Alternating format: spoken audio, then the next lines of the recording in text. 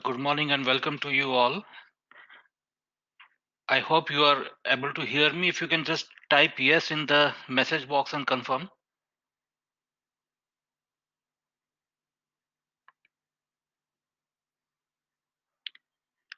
Great. Thank you so much. Thank you.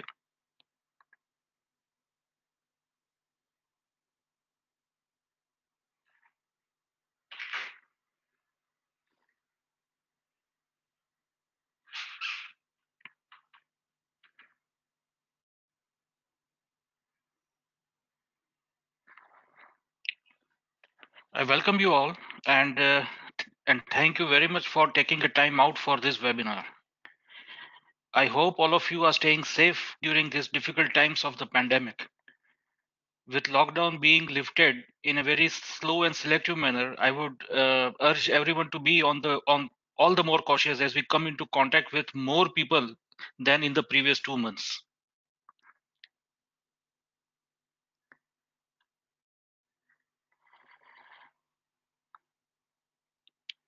In fact, until a real vaccine is found, following basic precautions along with social distancing is the best vaccine that we can ever give to ourselves. In this session, we will take a look at the present technical setup of the markets through the lens of relative strength analysis and relative rotation graphs, which are also popularly known as RRGs or RRG charts. We will understand the basic concept of these tools and apply it to the markets to know the immediate future ahead. The two topics, relative strength and relative rotation graphs, are very detailed ones, individually speaking, and they deserve one session for each one of them. So I have tried to put in some basic concepts for proper understanding and interpretation to have it fit into one single session today. Though the time is short, I will try and run you through as many charts as possible today.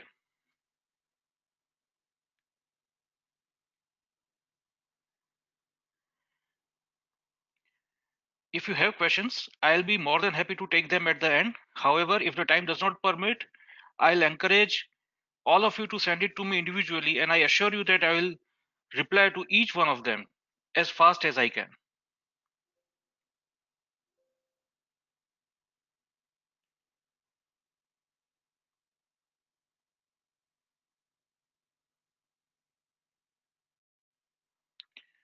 Well, as a brief introduction of myself, I own Gemstone Equity Research and Advisory Services. We are based in Vadodara, that is Gujarat, and we are a research house that provide unbiased and independent technical research to the clients, retail as well as the firms. I mean the institutional ones. I am a chartered market holder, a CMT designation holder, and also a full member of Society of Technical Analysts UK. I am a daily contributor to Economic Times and a featured commentator on stockcharts.com. Apart from this, I have been fortunate enough to contribute to the other financial media as well. Before we move ahead, let me speak a couple of words on our research process. Across our product class, whether it is short-term trading or medium to long-term investing, the method that we follow on our research process is that of a top-down approach. By top-down approach, I mean that we begin with screening the sectors. Once the sectors are shortlisted, we screen the stocks from the shortlisted sectors, and from those final list of stocks is prepared, which then goes out to be sent to the clients as per their respective risk profile and objectives. There are a couple of benefits of this top-down approach as well. It will help us figure out and stay with the leading and relatively strong sectors.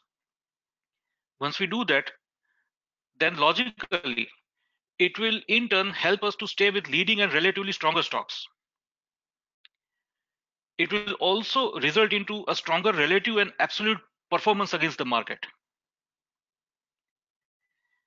And investment ideas generated with this approach, I mean by using a top-down approach, will definitely have a longer shelf life than the routine momentum calls. You will have the full idea of our services on our website, and I would encourage you to spend some time and visit equityresearch.asia.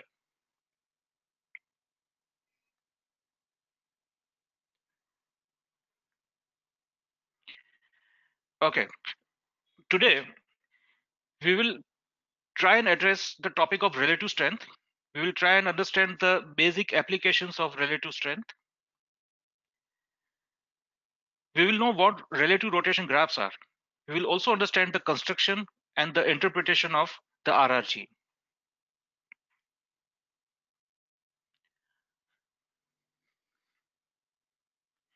We'll take a look at the current market setup through the lens of relative rotation graphs and relative strength. We will take a look at equities as an asset class by comparing it with the rest of the other asset classes. We will take a look at the Indian equity markets against the global backdrop. We will look at the sectors which are worth watching over the coming weeks, and also take a look at the sectors which are likely to underperform over the coming weeks and which we should try and avoid.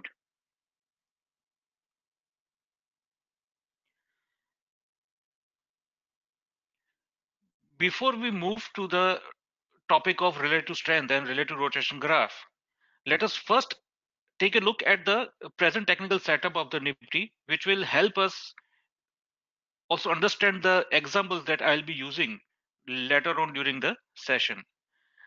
This is a weekly chart of Nifty, and it's very evident from the chart.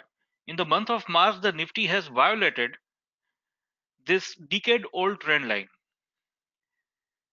And after testing the lows of 7,800 or so, it has given an equally sharp pullback. But importantly, it has halted near the trend line which it had violated earlier, and therefore making a lower top near 9,900. The importance of this trend line can be guessed from the fact that every time when the Nifty has tested this trend line, it has given a significant move up on this significant move up. So, for example, when the trend line began, the Nifty rose some 145% from this point.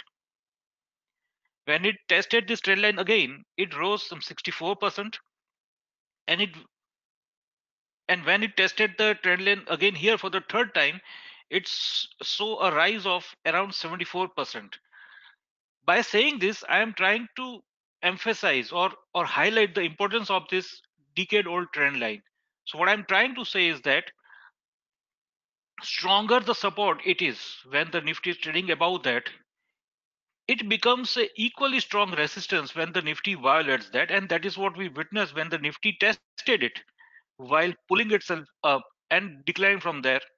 So in the weeks ahead, we will see this trend line, which is though it is rising in nature, but over the coming weeks, it should be anywhere between 9850 and 9950. And in the event of any continued up move on Nifty, we will find Nifty facing an extremely strong resistance below this trend line.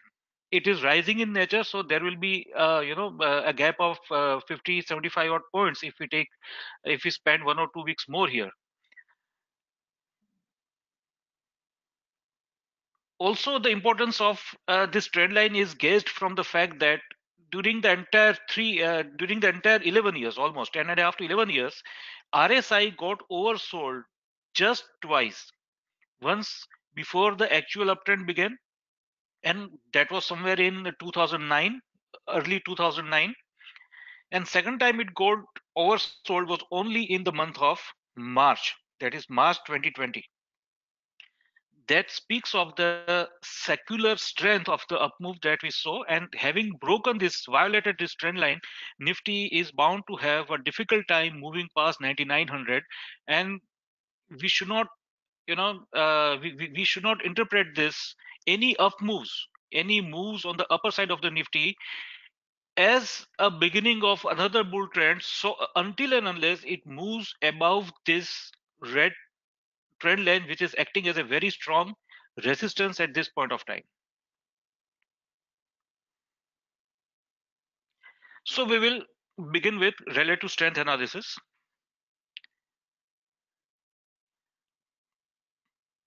Before I begin, I like to point out the most common mistake that people make is confusing between relative strength and relative strength index. As a matter of fact, these two are very different from each other. So let me first highlight the difference. When we say relative strength index, we measure the relative strength of the security against its own self. And it involves usually a look back period of 14 days. So when we say, so we usually call it 14 period RSI. So it can be 14-day or 14-week, but RSI is something that will measure the strength of a security against with own self and not with anybody else. Whereas relative strength measures the comparative price performance of a security against the other. So it is in this way, it is different from the relative strength index. Relative strength is also the price relative indicator, which compares the performance of one security to another with a ratio chart. This indicator is also known as the relative strength indicator or relative strength comparative. Often, the price relative indicator is used to compare the performance of a stock against the benchmark index.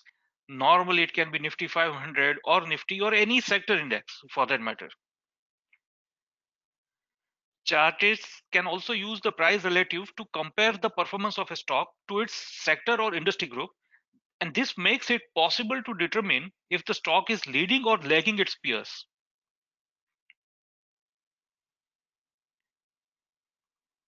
The price relative indicator can also be used to find stocks that are holding up better during a broad market decline or showing weakness during a broad market advance.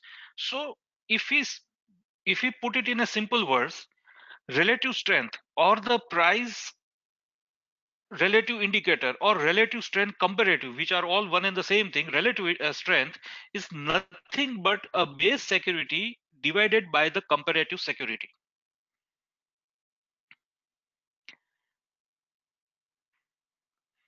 The price relative indicator and relative strength, I repeat, is simply the base security divided by the comparative security. Typically, the underlying security is a stock and the benchmark is anything like Nifty 50 or Nifty 500. For example, chartists can use the price relative to show the performance of, say, Tata Steel or Reliance relative to Nifty 500 or Nifty or its sector index. This would simply be the price of the stock divided by the index that we are comparing it with.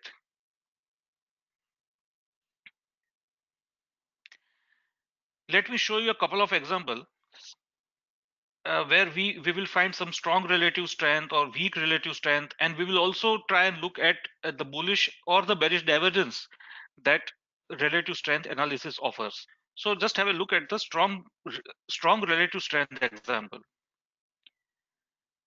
The first half of the chart shows the price, it's the price chart, and below it is the relative strength which we have compared against the broader Nifty 500 index.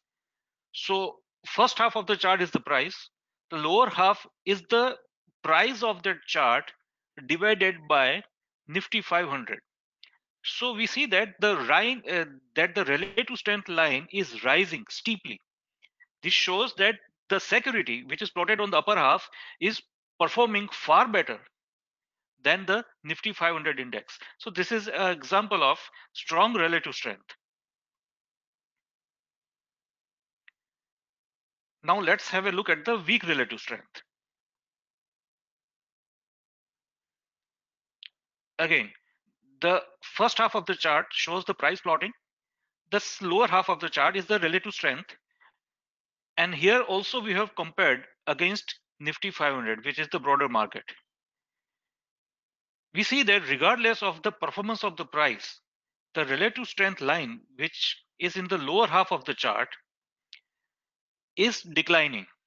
This shows that even if the security even if the security that we are comparing against Nifty 500 may be rising individually. I don't say that it always falls, but it is underperforming the Nifty 500. I mean the broader markets when we are comparing it against that index.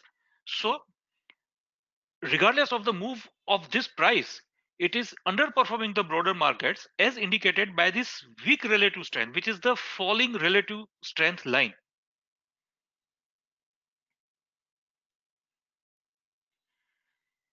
The price relative is used to gauge relative strength, which is important when it comes to stock selection. So when it comes to interpretation of relative strength, it is basically meant to be deployed for stock selection and identification of the trend. Many portfolio managers would compare their performance to a benchmark such as Nifty or Nifty 500. Their goal is to outperform that benchmark. In order to achieve this goal, managers often look for stocks that are showing relative strength. And here the relative strength comes into picture. The price relative or the relative strength rises when the stock shows relative strength and it is outperforming its benchmark. On the other hand, conversely speaking, the relative strength falls when a stock shows relative weakness and it's underperforming the benchmark as we just saw in the earlier example.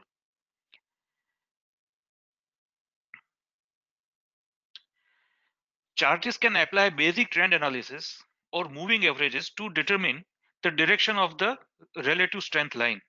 As with any other price chart, the price relative or the relative strength is trending up when higher highs and higher lows form. Conversely, the relative strength line is trending down when lower lows and lower highs are formed. Chartists can use and apply a moving average of their choice, but I usually use the 50 period moving average for identifying any reversal of the trend, or rather to look for any confirmation of the reversal of the trend. Analysis of relative strength is just like technical analysis of any price chart. It will offer itself to a similar kind of pattern analysis, similar uh, uh, kind of identification of trend, and for the confirmation of the reverse for any change of trend or any reversal of trend. Usually 50 period moving average is what I use, but you can use anyone that suits your trading scenario.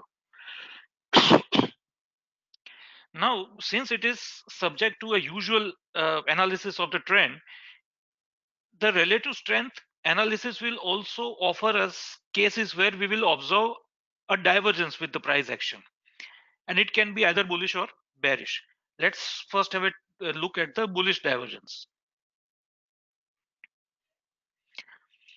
A bullish divergence in the price relative signals a relative strength during a price decline. Stocks that hold up the best during a decline are often the leaders when the market starts moving higher. This chart exactly says that. Just observe the first half of the chart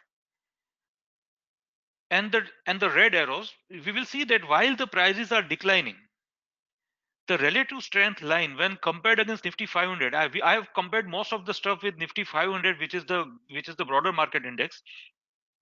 We see that the relative strength line is steeply rising despite the decline in price. So this shows that this was a period of general market decline, but this stock was relatively outperforming the benchmark. Means that it was also declining, but was declining much less in proportion to the rest of the stocks, and this resulted into a rising relative strength line while the prices were declining. So it offers us a very good example of a bullish divergence. Now the moment the price reversed, the stock became the leader within its benchmark. So a rising relative strength line shows the resilience of a stock during weak markets, and they tend to lead the market up moves going ahead. So we can very easily interpret that the stock is relatively less weaker it's very less weak than its peers and offers a good buying opportunity as and when the price reverses. Now take a look at the bearish divergence. Bearish divergence is exactly the opposite of what we saw in case of bullish divergence. So bearish divergence in the price relative signals relative weakness during a price advance. Stocks that underperform on the way up often lead lower when the market reverses. Let's have a look at this chart. Now just observe that the price chart of this Nifty Auto Index was rising during the time of October, beginning the end of 2016 until beginning of 2018. The auto index was rising, but the relative strength line as compared against Nifty 500 was under a decline. So this showed a relative weakness. When the relative strength line is declining, it doesn't mean that the individual stock or the individual index is also declining. It may be rising, as the case is here. Here we see that the auto index is rising, but it is underperforming the broader markets, means it has an opportunity cost if we stay invested in that, number one. And number two, the moment it gave a negative uh, break from the rising channel, it offered us a massive decline, which eroded almost half of its value. So if we interpret this, we saw a bearish divergence in the price here, because when the price was rising, the relative strength was falling. It was exactly the opposite of what we saw earlier. So it indicates that the stock is inherently weaker. The stock or the index that we are comparing is inherently weaker, and it's wise to either not to stay invested in it, or if we are long, it's wise to protect our profits the moment the relative strength line starts declining, because as I just said, a falling relative strength line would mean underperformance of the security that we are comparing against the benchmark.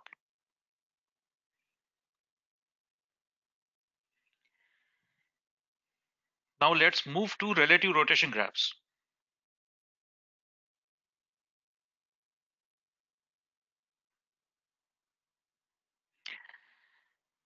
Relative rotation graph, as we all know, which are, as I just said when I began, also known as RRG or RRG chart.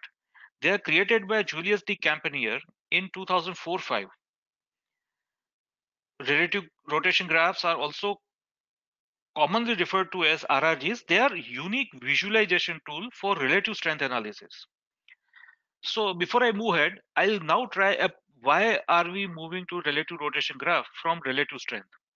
In relative strength analysis, we saw that we are comparing one security with the other, whereas relative rotation graph will help us compare a bunch of securities all on one chart against a set benchmark. So that's the USP of RRG. So RRGs are unique visualization tool for relative strength analysis.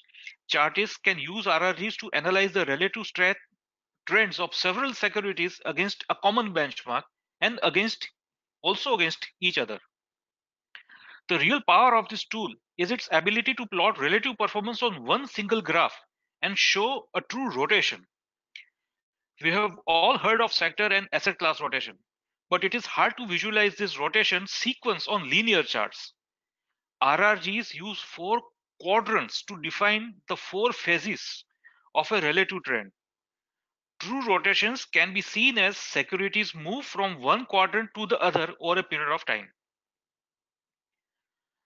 Now there are interesting set of factors that has contributed to the creation of the RRGs. First, institutional clients or professional investors are much more interested in the relative performance than any directional forecasts. They want to know where to be overweight and where to be underweight in their equity portfolios. Second, these professional investors face an enormous information overload. They needed a tool that would clearly separate the leader and the laggards. And now here is where relative rotation graphs come into picture, which solved these problems with color coded quadrants, a ranking table, and an animation feature which makes it easy for investor to keep an eye on one big picture. So we can say that relative rotation graph presents a big picture in one picture.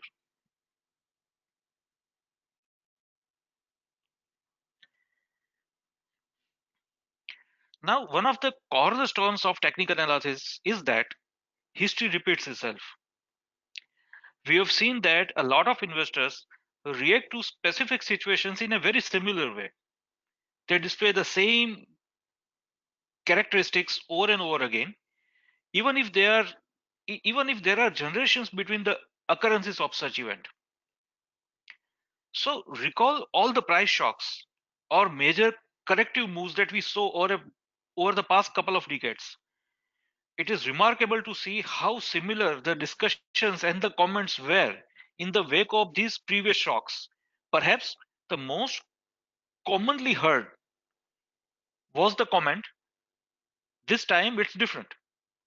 Usually, such a statement would followed by a discussion or explanation as to why the current crisis or a price shock could not be compared to a previous one.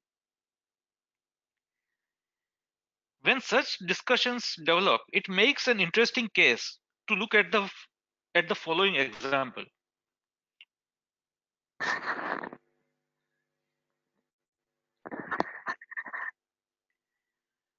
Today's youth loves luxury. They are bad mannered, despise all authority, show no respect, and talk when they should be working. The youngsters do not rise from their seats when elderly people enter. They go against their parents, chatting company, gobble down their food, and tyrannize their teachers. Now, if I ask you, do you agree or subscribe to the statement shown? Most people will answer positively in yes to this statement. However, they will be surprised that I am quoting Socrates, and he had said this way before in 400 BC. The bottom line that I'm trying to convey in this is history repeats itself, and every time there is no difference. History repeats itself. It does make sense to look at history. You might learn something. Now let us have a look at this graphic.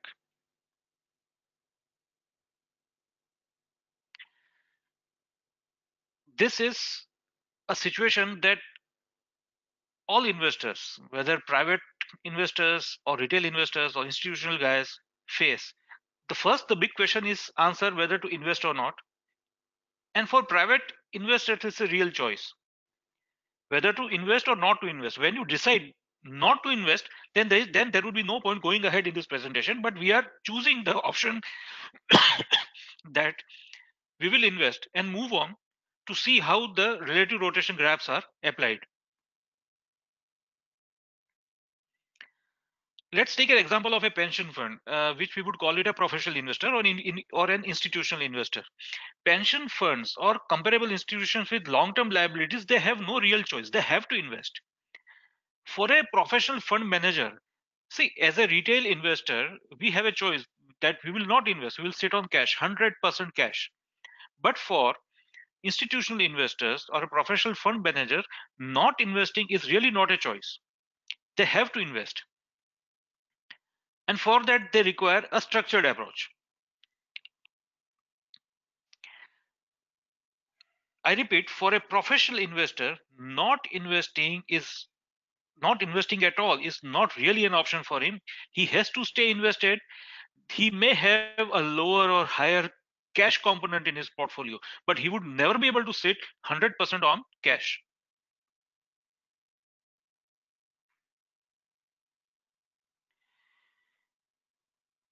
When I began the topic of relative rotation graph, I had highlighted the problem that we face with an individual relative strength analysis is that they are single security chart. Problem with single security is that the only answer you get whether is to invest or not invest in that one particular security that we are comparing. it does not take very long to figure out that institutional investors had different needs from private investors. And as I just said, the size of their portfolio differs hugely, and also their investment goals or mandates are for absolutely not comparable. Private investors 99% of the time are looking for absolute returns, where institutional regulators most of the time are looking for relative returns. And herein where, when the information overload comes, they find dealing with individual relative strength charts very difficult, because it results into an information overloads, and it results into a bulk of the charts, massive amount of charts to be seen one by one, which practically makes it very difficult. I would again come to the point which differentiates, or which adds value to the relative strength analysis, is that relative strength analysis, we analyze a single security while comparing it with the either with the other security or with the set benchmark. And this is easy when you have a limited choice to make and a simple asset allocation to make. Either you invest in equities or invest in bonds, or you invest in both equities and bonds. But imagine, what if we are dealing with Nifty 500 universe and have Nifty 500 as a benchmark? We would be dealing with a 500 stocks, each being compared with the other. In fact, in that group of 500 stocks, we will have over 12 key sectors to deal with. And if we multiply the different combinations of comparing one stock with the other, all we get is a large number of charts to go through and hundreds of combination of different combinations, which we will then be comparing with different pair of securities, one against the other. So it practically makes it impossible to have or to view things in a broader context.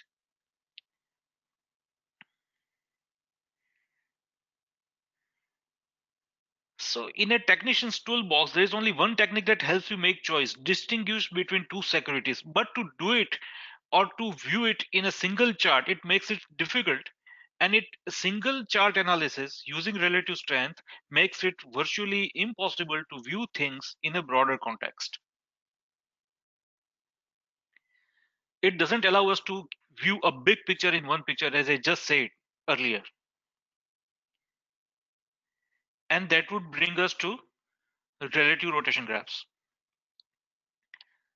Now, going back to what I mean, a big picture in one picture, by the time we knew all this, we now need a solution that would answer the following scenario. When someone asks, which sector should we be focusing this week, we should have a solution to this question. We should be able to compare various sectors against a benchmark and come up with an answer for this. If we say that pharma is the sector that we need to focus on, then a logical question would follow. If pharma, then which stocks among the pharma pack should we focus on? So we need a solution that would not only measure a number of different sectors against a set benchmark, but would also compare all components with that sector, or the sector with the sector itself. And this lands us on relative rotation graphs. Before I move ahead and show you some of the examples of the relative rotation graph, um, it would make sense if we try and understand the basic ingredient that goes into construction of the RRG. It is made up of two components. One is the JDK RS ratio, which is plotted on the horizontal axis, and JDK RS momentum, which is plotted on the vertical axis. These are the proprietary indicators developed by Julius D. Campnier, and RRG charts are the official trademarks owned by RRG Research Limited. In order to compare all elements in a universe and rank them based on their high values are considered as good and low values are bad, we need something else. What we are looking for is a uniform measure of relative strength that can be used across all the elements in a universe against the benchmark for that universe, but also to measure the relative strength of one element against the other. And such a need for a measure resulted into development of a proprietary indicator, JDK-RS ratio. JDK-RS ratio is a proprietary indicator that measures the relative strength of all elements in a universe in such a way that the numerical results are all comparable. Not only are the rules of the JDK ratio telling whether an element of the universe is doing better than the benchmark, it will also tell if an element is doing better or worse than another element. This ratio can therefore be used to rank a universe based on the relative strength and answer the question, what are the 5 best stocks or best sectors to look for in the coming week. JDK-RS momentum. On the other hand, JDK-RS momentum measures the direction and the rate of change of the ratio line. This basically tells us if the relative strength is getting stronger or weaker and whether it is turning up or down. When constructed, this is how the relative rotation graph looks like. Beginning from the green one is the leading quadrant. Below that it is the weakening quadrant. Lower side on your left, the red one is the lagging quadrant. And again, the blue one on the top left is the improving quadrant. This plus and minus sign may look little bit confusing, but I'll explain what it means in the next picture.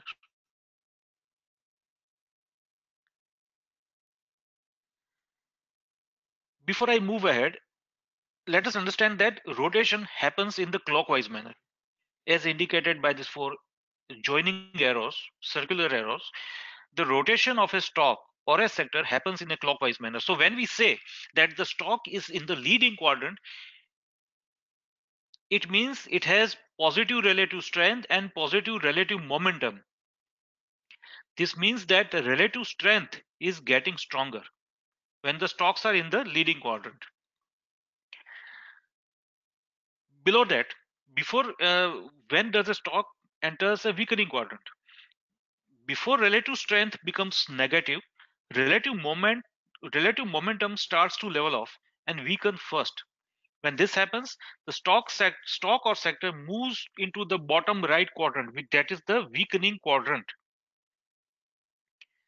Now, when both relative momentum and relative strength continues to weaken, it will eventually push the stock or the sector in the bottom left quadrant. This means negative RS, negative relative strength, and that negative relative strength is still getting weaker, and this puts the stock or the sector in the lagging quadrant. All the components in this lagging quadrant are usually set to highly underperform the benchmark. Now, when this is over and some improvement is seen, eventually, when this weak relative strength will come to an end, at one day, this weak relative strength will come to an end, the weak trend. This starts with an improvement of the relative momentum, which will push the stock back into the top left quadrant, which is the improving one. So from improving to leading to weakening to lagging and to improving again is the logical cycle of the rotation of any stock or security.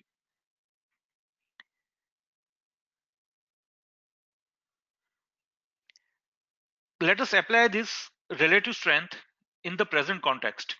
We will have a look at the Indian sectors uh, benchmarked against broader Nifty 500 index. I'll show you 2 charts. This is the first one. We see that Nifty Energy is placed in the leading quadrant. Along with that, Nifty Pharma and Nifty Infra are placed in the leading quadrant, and the movement is rising. So this means that energy, Nifty Pharma and Nifty Infra are likely to outperform the benchmark, in this case the Nifty 500 index. The Nifty IT, consumption and Nifty FMCG are also outperforming the broader index, but there is a slight tinge of caution is that given the direction of their tail. These long plottings are known as tails.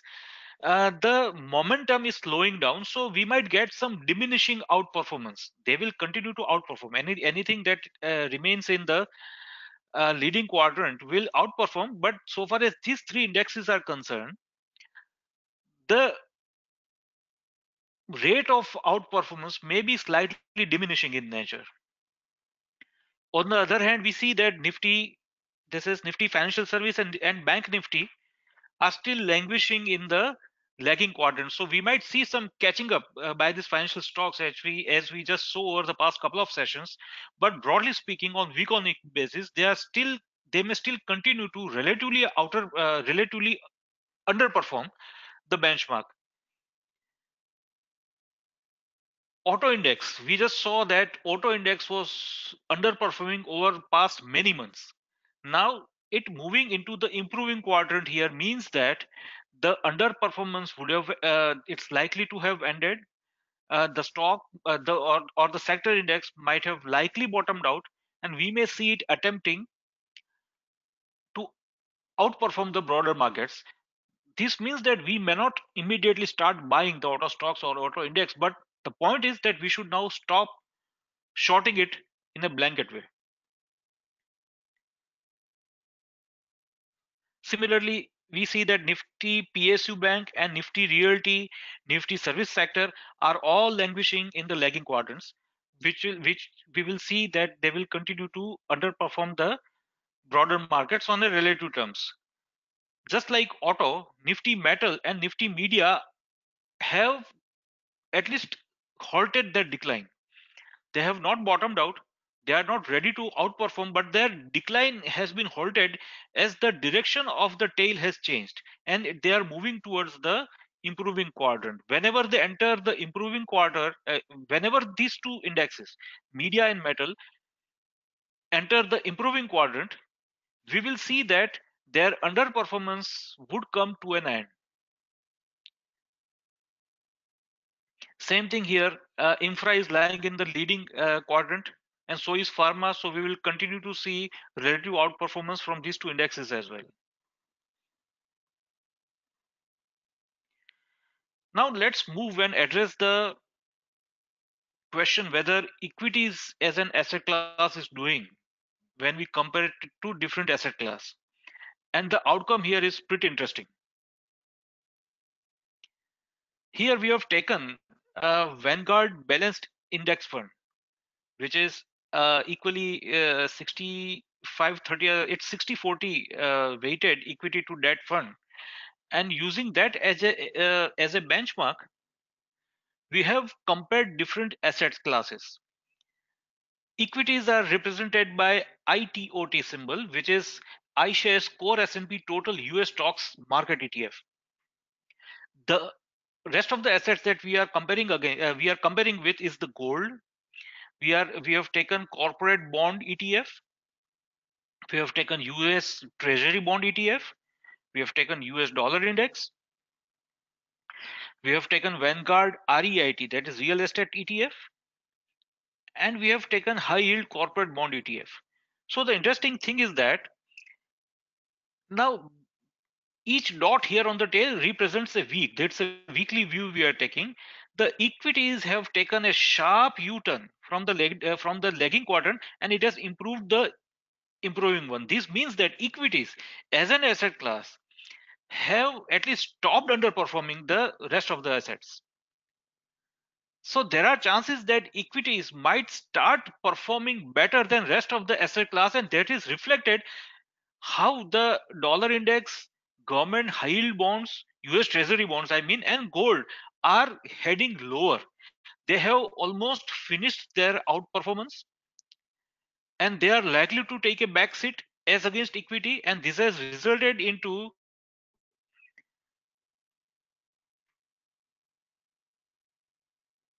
a building up of a risk on environment, which was completely not the case just a 1 month earlier.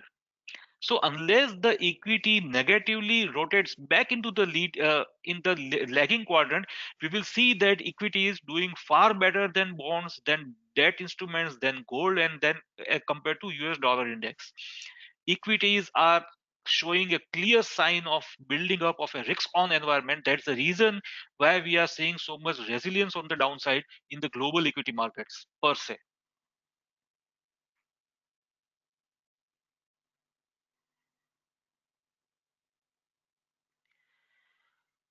Often over the past couple of weeks, we have seen that regardless of all the other asset class, equity markets, if we just look at the global equity markets, India has been underperforming the US as well as the European markets. So we'll take a look at India's underperformance against global equity markets. The answer lies on this RRG. Here we have compared different world indexes against MSCI World Index. MSCI World Index is the benchmark, and the tails that you see on these charts are global equity indexes, different like DAX, like FTSE, Hong Kong, Shanghai, Nikkei, uh, Brazil's Bovespa, Jakarta Stock Exchange, including India, of course, goes without saying, Straight Times, everything. Reason that India is underperforming is that you see that the circled one is the NSE Nifty 500 index. It is languishing in the lagging quadrant and it's not showing any signs of reversal. So long as this direction of the tail continues, we will see the equity markets, Indian equity markets, underperforming the global peers. This is the reason why we see that the German index is always resilient and up, but many times India is not. The answer lies here because Germany lies in the improving quadrant. It has likely ended its underperformance, and likely, most hopefully, it will start outperforming the global indexes. Even looking at the sloping tail or the falling tail of S&P, even S&P might take a backseat for now, and we will see European markets performing better, especially the German index. But India, as compared to all of them, is likely to languish and underperform.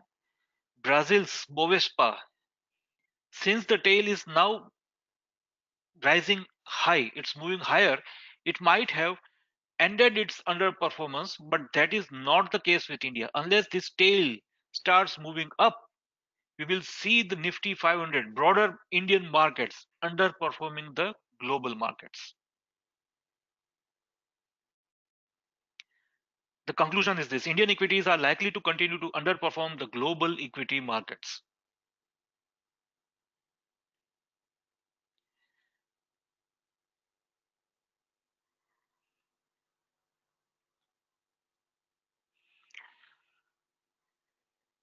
We took a look at the reading of all the collective sectors against a benchmark, and the reading of each sector against a benchmark should be same. So let us now have a look at the sectors individually using relative strength, which are likely to relatively outperform the broader markets. That is, by broader markets, I mean Nifty 500. These are a couple of sectors, Indian sectors, which will likely outperform the broader markets. Beginning with, yes, pharma. We had seen pharma in the leading quadrant. Then comes auto. After the red shading represents a declining relative strength. These are the relative strength.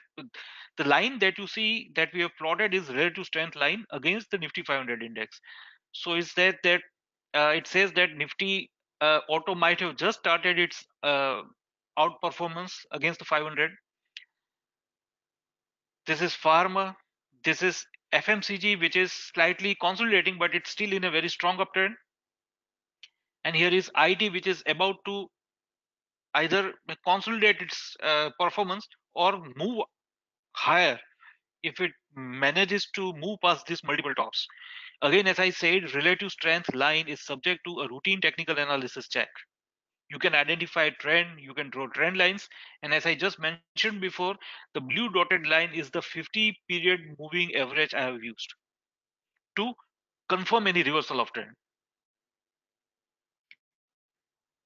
The other two which are likely to outperform is the Nifty infrastructure and Nifty energy indexes.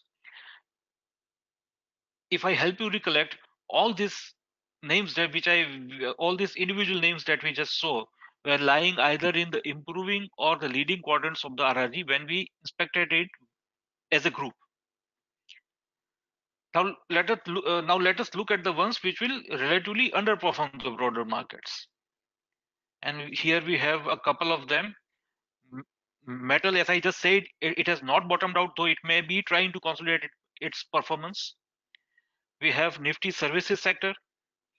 We have Nifty financial services. This is Nifty bank.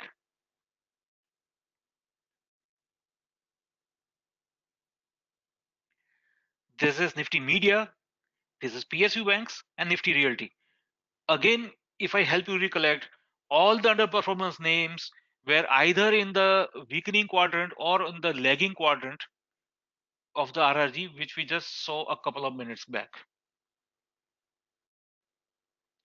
If we sum up, these are the likely outperformance and underperformance. The outperformers include Nifty Pharma, Auto, FMCG, that also includes consumption stocks, Nifty IT, Infra and Energy.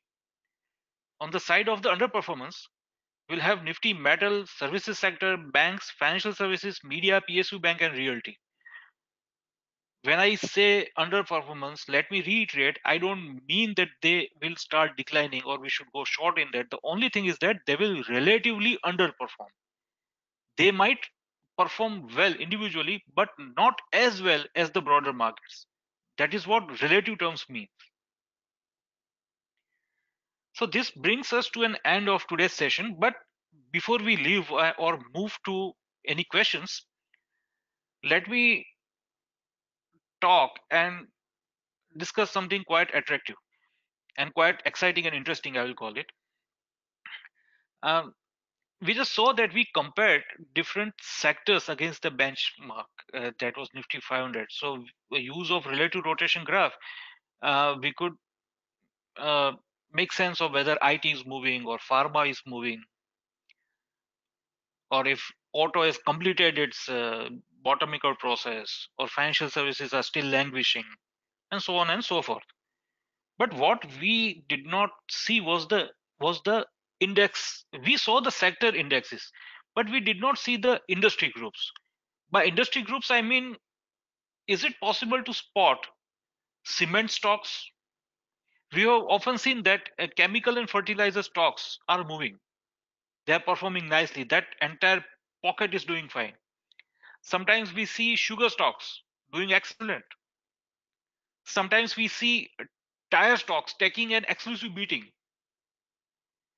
So when we say cement stocks or when we say sugar stocks, you will never find them at one single place. If you take the case of say sugar stocks, I mean industry groups. I am just by sugar stocks, I am giving you an example. When we say sugar stocks, you will never find it at one place while they are grouped together. You will find a couple of them in the mid cap, a couple of them in the small cap, but not at any single place. So we are working towards creating custom industry indexes. We have already initiated the task, and soon we will see the customized custom indexes like cement index or sugar stock index or tire stock index or healthcare stock index, which may be those stocks will be there if you look at the sector, but not at one single place grouped together as an industry. And by doing this, we aim to find industry groups on RRG and catch them young at the time when the move begins. And when any such move begin, it will get reflected on the RRG and we will be able to catch them young. And I'll keep you posted on this. So I would be glad to have any questions if you have.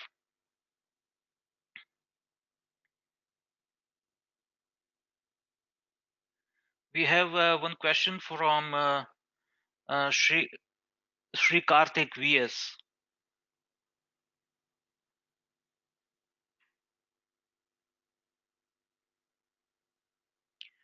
No, you asked if we can expect a 70% proportional collapse if the trend line is violated. No, not really, because every time the value of the Nifty was different. When it rose from say 3,000 to 4,000, it translated into a 25% upside, for example. But now, if it falls from that trend line, you cannot expect a 25% decline in absolute terms. I mean, you cannot expect it to fall 2,500 points, say, for example. So, not really.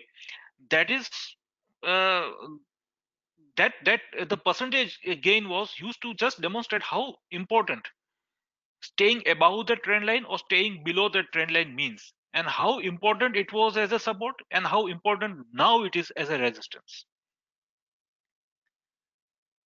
It's a question from Vinay O'Hara.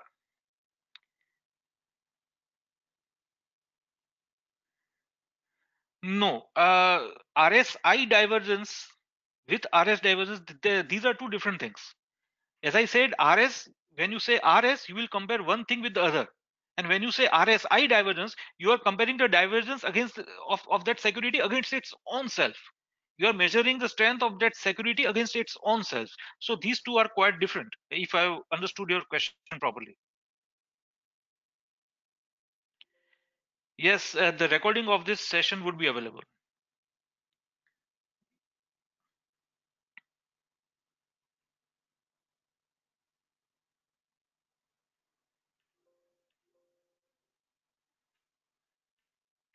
So I thank you all once again for taking the time out. It was really nice being here, and I would wish to connect with you all again. Thank you so much. If you have any questions, please do mail it to me on this email ID, milan.vaishnav@equityresearch.asia.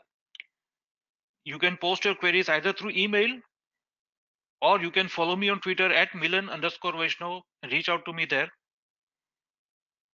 I would be more than happy to take queries as and when you all have, and I will reply to you on individual basis. Thank you so much. Thank you very much for this.